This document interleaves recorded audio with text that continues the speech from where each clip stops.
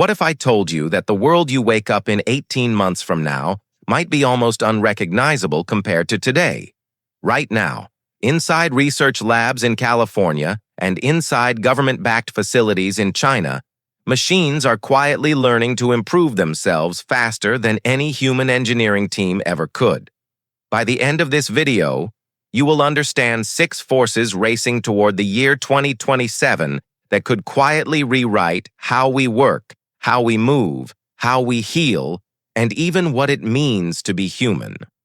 But before we go further, hit that subscribe button right now, because once you see how close some of this already is, you will not want to miss what comes next on this channel.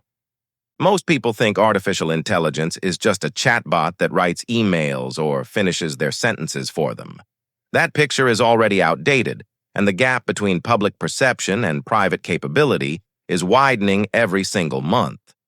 Inside the top AI labs, researchers are no longer just building tools that answer questions. They are building systems that can do real research on their own, run experiments, and analyze the results without constant human supervision. Some of the most respected forecasters in the field believe that by 2027, AI could be helping design the very next generation of AI, creating a feedback loop that speeds up everything around it. This idea even has a name now, the intelligence explosion, and it sounds like science fiction until you look at who is saying it. Former insiders from major AI companies, people who walked away from millions of dollars in stock just to speak freely, have laid out detailed month-by-month scenarios for how this could unfold. Their core argument is simple. Once an AI system can meaningfully speed up its own research, progress stops being gradual and starts compounding like interest on a loan, where every small gain feeds the next one. These forecasts were not casual guesses either. They came out of dozens of structured planning exercises involving researchers from the world's leading AI labs, government staff, and outside experts stress testing every assumption. Whether this happens exactly on schedule or takes a little longer is still genuinely debated, even among the people who built the original forecast. Some independent analysts have already pointed out that real-world progress through 2025 and into 2026 has come in slower than the most aggressive predictions expected, particularly the part of the forecast about AI accelerating its own research. But almost nobody serious is arguing the direction is wrong, only the speed, and that distinction matters less than you might think if you are planning your career or your business around the next few years. Slower than predicted still means faster than almost anything humanity has dealt with before. You can already feel the early version of this shift if you work anywhere near computers. Surveys of professional software developers now show that a huge majority use AI coding tools every single day, not occasionally, but as part of their normal workflow. The share of code that AI helps write keeps climbing year after year, and some analysts expect that by 2027, the majority of code shipped inside major companies will be written with heavy AI assistance rather than by a human typing every line from scratch. This is not replacing engineers entirely yet, but it is quietly replacing the slow, repetitive parts of their job, freeing them up for harder problems, or, in some cases, simply freeing companies from needing as many of them on payroll. The same pattern is spreading into ordinary office work, not just programming. Executives at major technology companies describe a near future where a small team of 3 or 4 people, supported by AI agents, can do what used to require an entire department of 15 or 20 employees. These AI agents are being described as digital coworkers, systems that can handle research, data analysis, scheduling, and even basic decision-making while humans focus on strategy, creativity, and judgment calls that still require real accountability. If that future arrives on schedule, the question stops being whether AI will affect your job and starts being how much of your job it will be allowed to touch, and how soon. Now let's step out of the office and into the factory floor, because this is where things get physical and a lot harder to ignore. Tesla has already shifted entire production lines that once built the Model S and Model X over to building humanoid robots instead, a decision that surprised even longtime Tesla watchers when it was announced.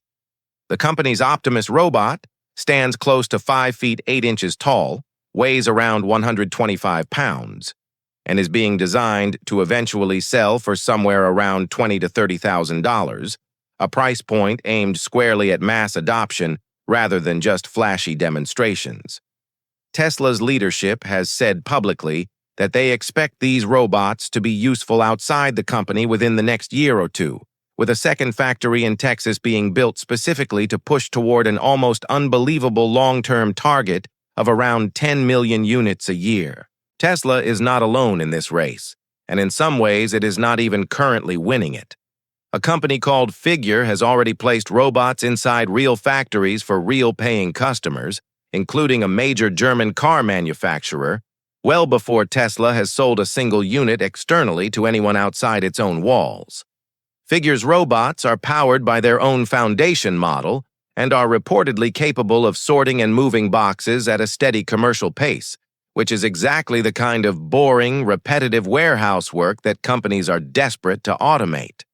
Some industry trackers now put the odds at 60 to 75% that Figure deploys at meaningful commercial scale before Tesla does, simply because Figure already has signed customers while Tesla is still mostly testing on itself. Meanwhile, in China, manufacturers are pushing their own humanoid robots with smooth, almost eerily human walking patterns, backed by explicit national ambitions to dominate this entire industry by 2027. Chinese electric vehicle makers and dedicated robotics startups alike are entering the space, often demonstrating robots that can jump, balance, and move with a grace that surprises Western audiences used to stiffer, more mechanical prototypes.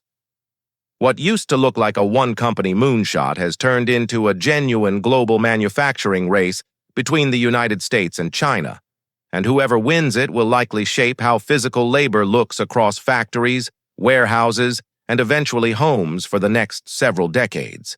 This is not a niche hobby industry anymore. It is being treated by governments and investors as a multi-trillion-dollar strategic prize. While robots learn to walk through factories, a quieter revolution is happening on the streets themselves, with cars that drive without anyone behind the wheel at all. Waymo has expanded aggressively, now operating or testing in dozens of cities across the United States, swapping in a smarter generation of its self-driving system built into mainstream vehicles rather than custom-built prototypes. Industry watchers describe weekly ride numbers potentially doubling toward 1 million trips as the company pushes toward profitability, all while keeping its safety record relatively clean according to national transportation regulators. This slow and methodical approach stands in sharp contrast to the noisier, more chaotic rollout happening over at Tesla. Tesla's purpose-built robotaxi, called the Cybercab, has no steering wheel and no pedals at all, reflecting Elon Musk's bet that cameras and raw artificial intelligence can leapfrog the painstaking, sensor-heavy mapping approach that Waymo relies on. The vision is bold: 1 million robotaxis spread across 50 cities by 2027, with rides priced dramatically cheaper than anything Uber or Waymo currently offers. The reality so far has been bumpier, with reporters describing painfully long wait times, tiny fleet sizes in early launch cities, and a pace far behind the original promises Musk made just a year or two earlier. Whichever company ultimately wins this particular race, the broader trend is impossible to miss. Driving a car yourself is slowly becoming an old-fashioned skill rather than a daily necessity in major cities. Let's talk about something even stranger now: technology that connects directly to your brain. Brain-computer interface companies, most famously Neuralink, are moving out of pure science fiction and into real human trials at a pace that surprises even people who follow the industry closely. The near-term goal is medical, helping people with paralysis or severe spinal cord injuries regain the ability to move a cursor, type, or eventually control a robotic limb by translating brain signals directly into digital commands. But the people building this technology are already talking openly about a next phase, things like restoring lost senses such as sight or hearing, or eventually allowing richer, faster communication between a human brain and an AI system. It sounds extreme until you remember how fast medical technology can move once it proves itself safe in a handful of patients.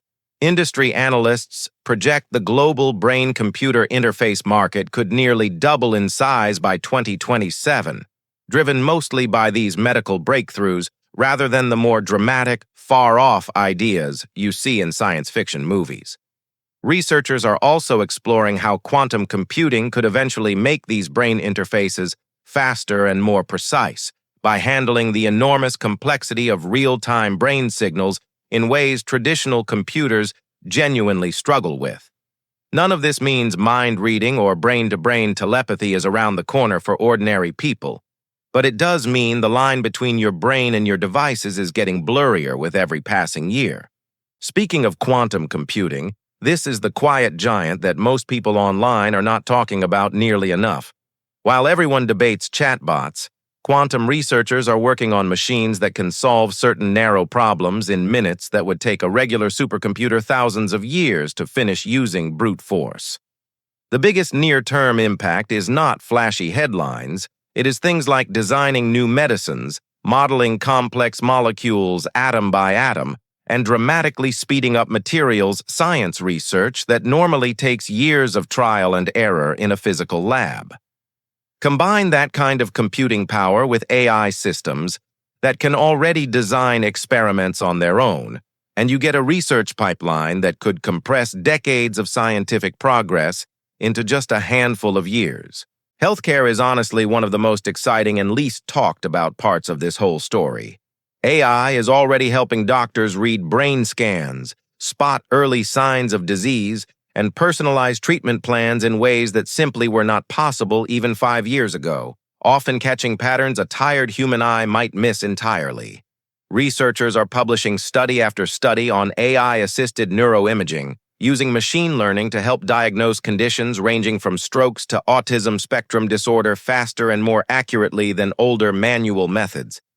As these systems combine with more computing power and richer patient data, expect diagnosis to get faster, treatment to get more personalized, and some diseases that are currently hard to catch early to become far more manageable for ordinary patients walking into an ordinary clinic. Of course, none of this is happening in a vacuum, and there is a darker, more geopolitical layer underneath all of it. The United States and China are openly treating AI capability as the new measure of national power, similar to how nuclear weapons were treated during the Cold War decades ago. China has been working around chip export restrictions, smuggling in banned hardware, buying older chips, and developing domestic alternatives to keep pace, even while running roughly 6 months to a few years behind the most advanced American systems depending on who you ask.